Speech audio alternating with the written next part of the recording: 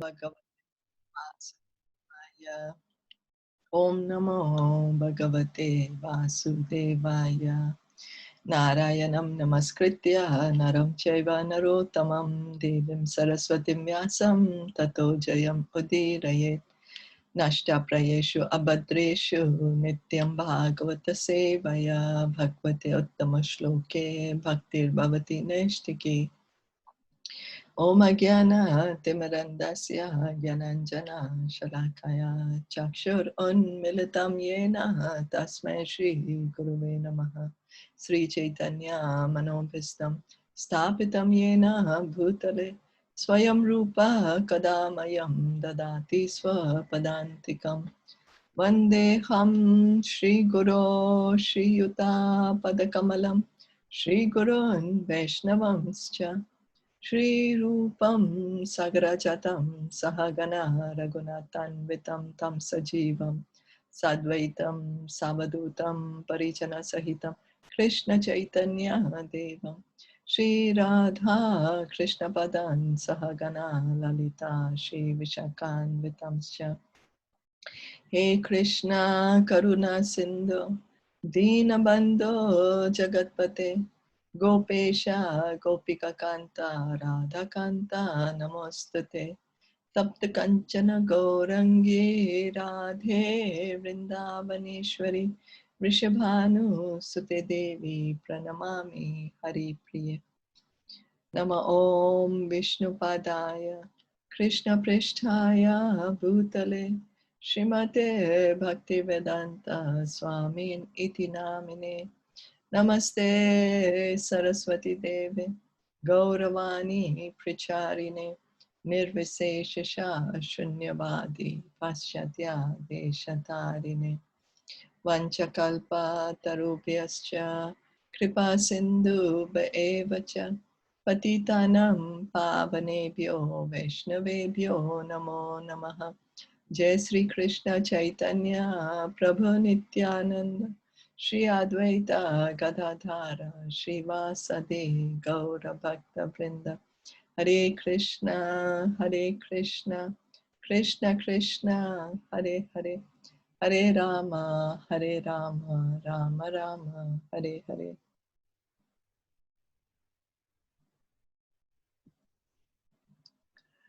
We are reading from Srimad Bhagavatam, Canto 8, Chapter 10. So Parikshit Maharaj is further putting questions to Sukadev Goswami. Sa chapi yatra purusho vishwasthiti udbhava pyayaha muktvatma mayam mayesha shete sarva guhashayaha. Please also explain the personality of Godhead, who lies in every heart as the Supersoul and as the Lord of all energies, but is untouched by his external energy. Purport by His Divine Grace, A.C. Bhaktivedanta Swami Srila Prabhupada. Undoubtedly, the form of the Lord who was seen by Brahma must be transcendental. Otherwise, how could he simply look upon the creative energy without being touched? It is understood also that the same Purusha lies in the heart of every living entity. This also requires proper explanation. So Parikshit Maharaj is putting so many questions. He's asking about the Paramatma who's in the heart.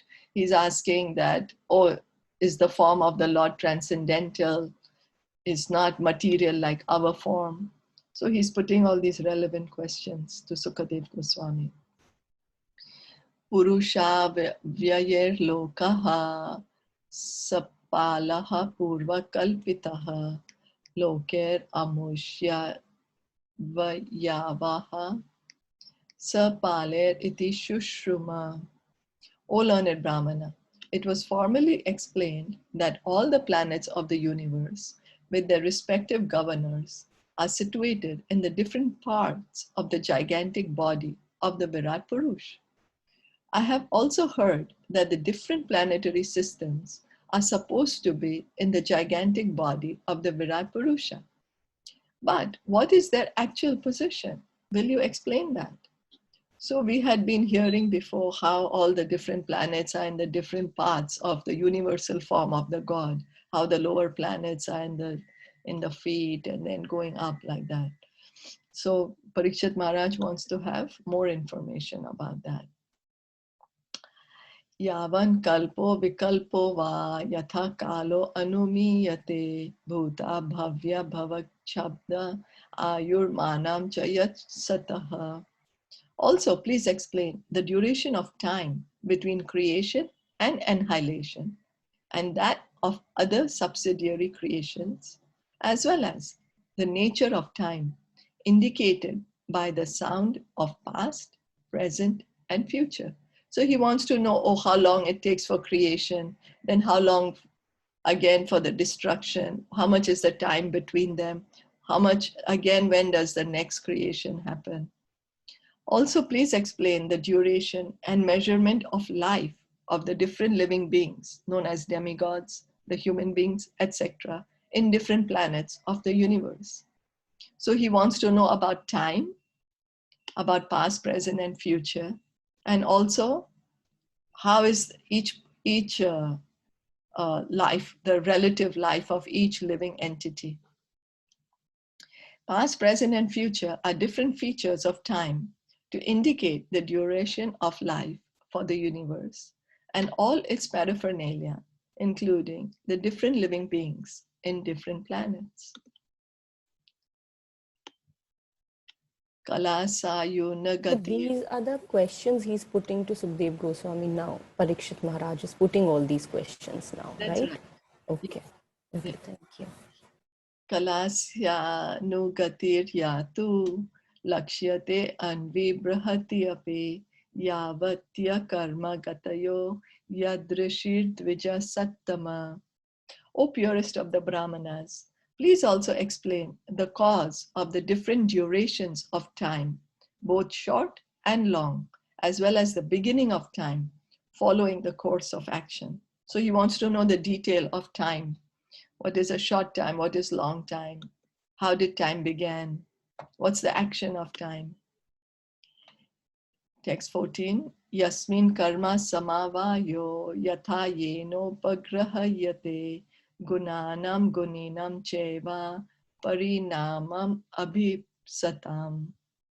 Then again, kindly describe how the proportionate accumulation of the reactions resulting from the different modes of material nature act upon the desiring living being, promoting or degrading him among the different species of life, beginning from the demigods down to the most insignificant creatures. So he's asking about how our desires, we are creating different karmas. Based on the karma, what reaction we are getting, how we are going into animal life or we are going into higher planetary systems. The actions and reactions of all works in the material modes of nature, either in the minute form or in the gigantic form, are accumulated, and thus the result of such accumulated actions and reactions of karma or work become manifested in the same proportion.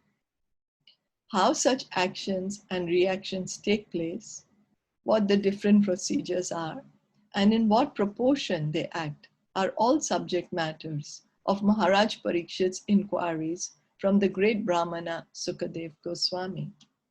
So Sukadev Goswami wants to know about karma. He wants to know what's happening, what is this karma all about. Life in the higher planets, known as the abodes of the denizens of heaven, is obtained not by the strength of spacecraft, as is now being contemplated by the inexperienced scientists, but by works done in the mode of goodness. So we heard recently also some very rich business person, he went to the space. But how long could he stay there for, Also, he couldn't go to any planet. He was just in the space floating around. But he had to come back to Earth. That also with after great endeavor, spending a lot of money. But the science of going to higher planets, how? Is we should act in the mode of goodness. And that's how we could go and stay in the higher planets for a long time. This is for whoever wants to enjoy higher material benefits. But we should know that even if we go to the higher material planets, once our karma is finished, we again will come back to the earth. So we are still in the cycle of birth and death. We are just prolonging our going back home, like how we are on a journey. We have a goal, we have to reach somewhere, but in between we get diverted. We say, okay, let me take the back road, let me go see what's here, let me go see what's there, let me see maybe there is something nice I might like here. So we are just elongating our journey. It's just going to take us longer to reach back home. Even on the very planet where we are now living, there are restrictions upon the entrance of foreigners into a country where the citizens are more prosperous. For example, the American government has many restrictions for the entrance of foreigners from less prosperous countries. The reason is that the Americans do not wish to share their prosperity with any foreigner who has not qualified himself as a citizen of America. Similarly, the same mentality is prevailing in every other planet where there are more intelligent living beings residing. The higher planetary living conditions are all in the mode of goodness, and anyone desiring to enter the higher planets like the moon, sun, and Venus must qualify thoroughly by activity in complete goodness. So Prabhupada is giving the example that even on this earth, we can see that the rich countries, they don't want to get people from poor countries. The visa system is more rigid for them. It's more strict for them, So because why? They want to protect their country. They want to keep, they don't want unqualified people to come inside. Same way, the higher planets are also like that. We can't just take a spaceship and go and live there. We have to be living in the mode of goodness to be able to go there. Maharaj Parikshit's inquiries are on the basis of proportionate actions of goodness, which qualify one in this planet to be promoted to the highest regions of the universe. So even Ravan, he had tried to make a staircase up to the heaven, up to the kingdom of Indra. So like this, since time immemorial, man has been trying to do that, reach the higher heavenly planets. But it's all temporary, reaching the heavenly planets. It's temporary. We have to again come back to this earth. Even so you're talking about, sorry. You're talking about the higher planets, means all this is only about material world, only in the material world. So even the Virat Roop of Krishna is only about, it's on all the planets which reside in the material world. That's right. The Virat Roop. Okay, nothing to do with the spiritual world. Planets, yes. Nothing. Right. Okay. Yes, heavenly planets are, still in the material world. What we call heaven, is also still in the material world. Yeah, no, but the Virat Roop of Krishna, like what Arjuna saw, was only till the material, just the material world. Yeah. Okay. Yeah, because it shows how the different material elements are placed in the body of the Lord. Okay. How the planets, how living entities are placed. Okay. Yeah. So he didn't get to see the spiritual planets. Who, Arjuna? At that time? Yeah. No. Okay. No, that was only the universal form, the material world. Universal form. Yeah.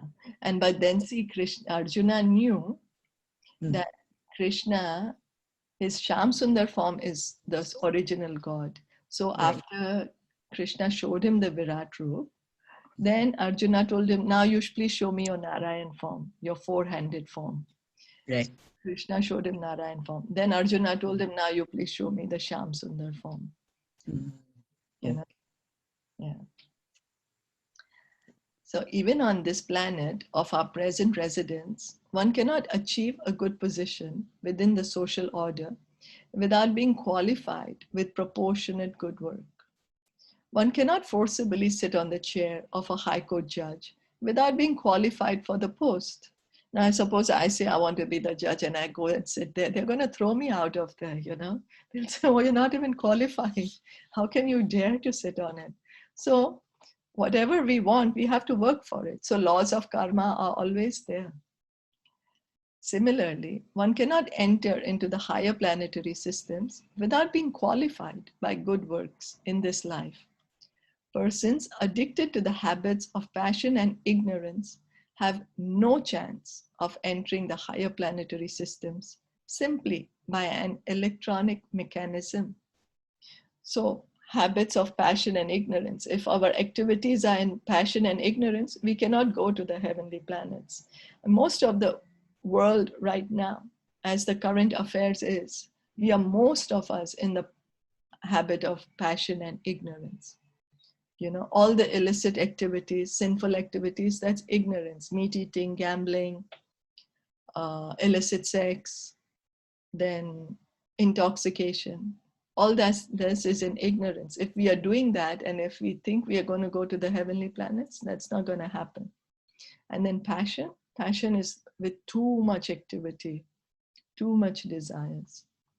So we have to come to the mode of goodness to go to the heavenly planets. We have to become a devotee of the Lord to go to the heavenly planets. The demigods are all devotees of the Lord.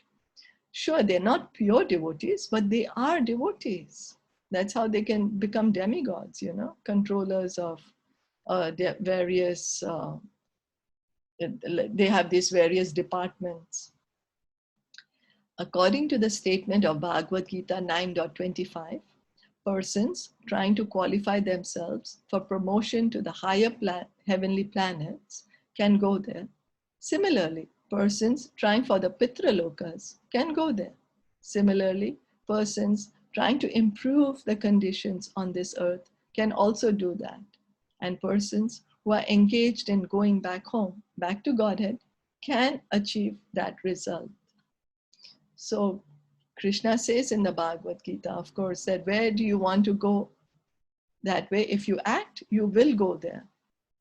You know, the people who praying to the ancestors, we have seen, no, that people burn the lucky money and then they're always praying to the ancestors. So they'll go to the planet of the ancestors. And people who are worshipping the demigods, they will go to the planet of the demigods. But who are really worshipping the demigods, not in the name of worshipping demigods, just doing some hodgepodge or some whimsical things, you know. Because nowadays, actually in Kali Yuga, we don't even know how to worship demigods properly. We don't know how to give them proper respect. That's why they don't come to this earth anymore in Kali Yuga. Only they want to come and become devotees. They want to come so they can chant the holy name. So if we want to go back home, back to Godhead, we can do those activities and go back to Godhead. So Prabhupada was saying, we have to take another, he used to say, we have to take another life. It's not that we can be permanently in this body. That's not possible. So if we have to take another life, why not take another body? After giving up this body, we have to take up another body. So why not try to get the best body? Work in such a way so we can get the best body, and that is a spiritual body. You know, he would say, anyway, we are going to get it. So act in that way so we can get spiritual body, no more suffering here in this material world.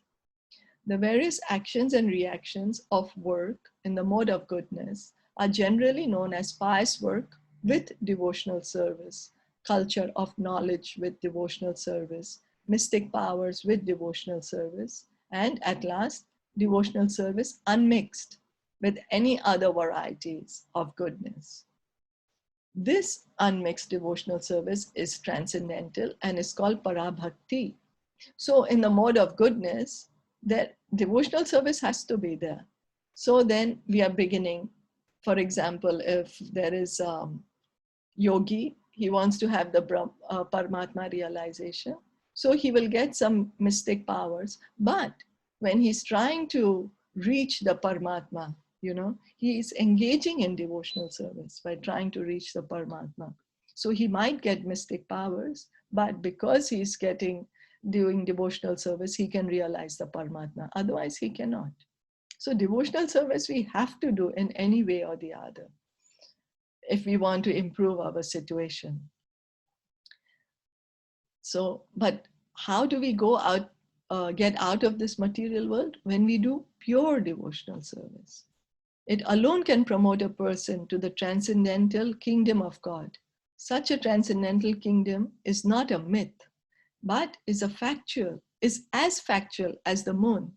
One must have transcendental qualities to understand the kingdom of God and God himself.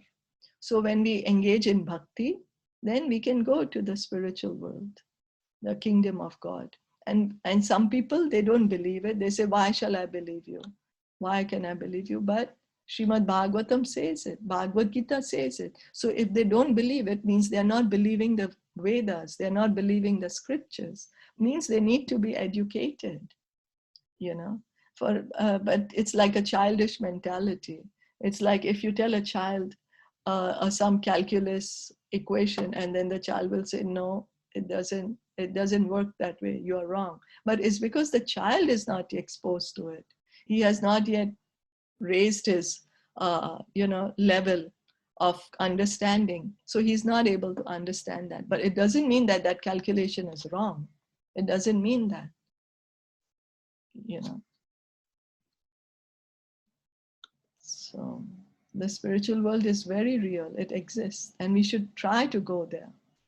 We should not try to remain like a frog in the well, very limited in our thinking and understanding, and accept the Vedic knowledge wholeheartedly while hearing from a pure devotee of the Lord.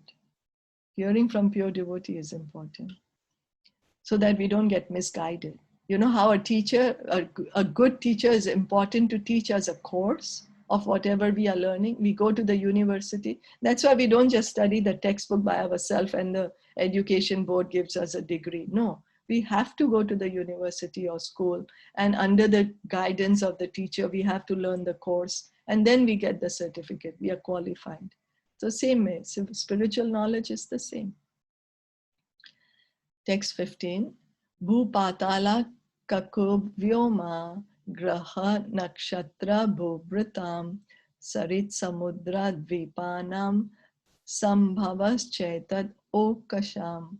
O best of the Brahmanas, please also describe how the creation of the globes throughout the universe, the four directions of the heavens, the sky, the planets, the stars, the mountains, the rivers, the seas, and the islands, as well as their different kinds of inhabitants takes place. The inhabitants of different varieties of land, etc., are differently situated, and not all of them are equal in all respects. The inhabitants of the land are different from the inhabitants of the water or the sky, and similarly, the inhabitants of the different planets and stars in the sky are also different from one another. So we can see on the earth itself, we can see that the living beings who live in the water, they look different than the living beings that live on the land. They have different senses and they have different bodily features to adapt where to live. Similarly, the living beings who are living in the air, who are flying around, they have different bodily arrangements suited for that. Similarly, we should not think that in all the other planets there are no living entities. No, there's living entities or in all the planets, in all the stars, and their bodies are suited to live on that particular planet or star. By the laws of the Lord, no place is vacant, but the creatures of one particular place are different from those of other places. Even in human society, the inhabitants of the jungles or the deserts are different from those of the cities and villages. So we have seen that there are some tribals or some, some forest dwellers, some people who live in the desert, they have little different bodily features, and that's okay. That's okay. It's just that we are adapted to live in a certain environment. They are so made according to different qualities of the modes of nature. Such adjustment by the laws of nature is not blind. There is a great plan behind the arrangement. Maharaj Parikshit requests the great sage Sukadev Goswami to explain all these authoritatively in accordance with proper understanding. So Parikshit Maharaj wants such detailed information. And so that's why the next parts of the Bhagavatam is going to be speaking about all this. It's going to be, Sukadev Goswami is going to be answering all these questions. So that means that there are entities living on Venus, Saturn, Moon, everywhere, Jupiter, Mars. Yes. Just because we don't know about that, what kind of entity it is, and we are looking for the people like us because we just know about it. So we don't know, right? That's right. For example, we can see that there is entities in the air also, right? Only we can't see because we don't have the proper eyes to see it. But if we take a microscope, we will be able to see it. So same way, there are entities on each and every planet. We can't be so envious of thinking that we are the only people in this universe, you know, or in this whole material creation. There's so many planets out there, so many universes out there, you know. So because there are some people who think that human beings are the only people or the best people that are there living right now in this material world, material universe. No, there are higher living beings living on higher planets, as well as there are lower living beings living on lower planets. And this universe is the smallest universe, you know. There are much bigger universes out there. So yes, there's living entities everywhere. Like yeah, we saw that movie, you know, Avatar. They were blue. Yeah. They were like aliens, and yeah, so there are. But then, you know what, we can't, because when many of the movies, they show that all the living beings on other planets to be looking less beautiful than human beings. But on the higher planets, the living entities are so beautiful that the most beautiful person here, the most beautiful people on this earth, they look like frogs compared to the living beings in the higher planets. You know, like they are the Apsaras, Urvashi, Menka. They are very, very beautiful women when they come down to the earth before they used to come down. So these are not all mythology. They are true people. And so they are really beautiful. We are not only the only beautiful people on the earth. Of course, when we go to lower planets, there will be lower entities, not so looking so beautiful. But in the higher planets, they're very, very, very beautiful people. That's the reason many people want to go to the higher planets. Many people want to say, I want to go to the planet of Indra so I can drink the somras, and I can enjoy with all the beautiful women there, you know. But even after they do that, first of all, they have to endeavor so much to reach the planet of Indra. And then they'll enjoy with the society girls there. But after the time is finished, karma is finished, again brought back to the earth, maybe to be an animal or human life, depends on what is the next karma, you know. So it's also a temporary position.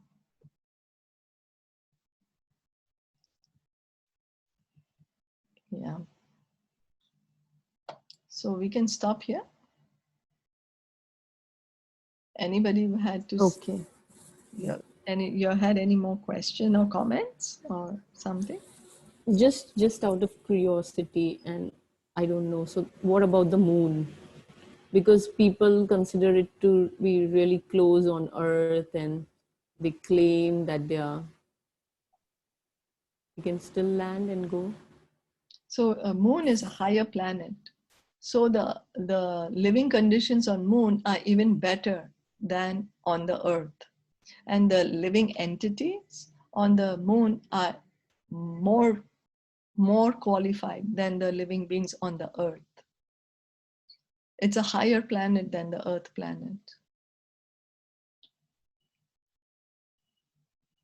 You know. So there are more beautiful looking people, but then again, you might say, oh, the scientists went there, some people, astronauts went there, they found nobody there, nothing there. Well, if they went there all those years ago, they have the technology to go again right now. Technology all those years ago was not so good as it is now. Why they don't attempt to go again? You know, if they really went the first time. And also if they actually reached a planet, they didn't reach the planet Moon, because the Srimad Bhagavatam has clear descriptions of the Moon planet, of how it is a lower planet. I'm sorry, how it is a higher planet. The living conditions are much better, you know. But it's the same moon that we see, right? Same moon that we see. That we see up in the sky. We are talking about the same moon. That's right. Okay. That's right. And also, if suppose when somebody lands on this planet Earth and they land on Sahara Desert and they say the whole Earth is Sahara Desert, is that true though? It's not true, right? Yeah, So it's somebody not true. takes a spaceship and comes here only to Sahara Desert, and because Sahara Desert is so big, and so all the time they're in the desert, and then they go back and report, oh, the Earth planet is all full of the desert. You know, but then their knowledge is going to be incomplete of the Earth planet. So if we want to have knowledge of higher planets, then we have to refer to the section of the Vedas which speaks of these higher planets. Yeah, that makes sense. Because everything we are trying to find out with our own senses, but then our senses, we have 4 defects. And then, you know, we are not able to accept that we are not perfect and that we have these defects, that we do commit mistakes, our senses are imperfect, and we do have a cheating propensity. We cheat our own selves, what about others, you know? And we are in illusion. So, but we are not ready to accept this. And then with whatever limited experience we have, we say that this is correct. So it's the same way as a child. You bring a child to, you know, a higher class, but the child won't be able to understand and will say, no, it's not true. It's not true. Just because the child has not gone through, he's not studied all the levels. He's not studied deeply into it.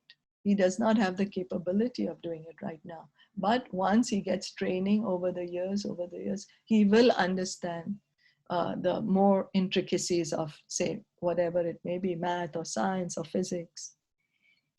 You know, so but then somebody might say, I reached already PhD, so I should be able to understand the calculation of different universes and all that. But then a PhD degree is still a very low knowledge compared to the knowledge of all the structure of the universe, which is given in the Vedas. So it's the same way. Yeah, perfect. Okay. Thank you. Thank you. There's another way of achieving PhD. I would refer it as purity, humility, and devotion.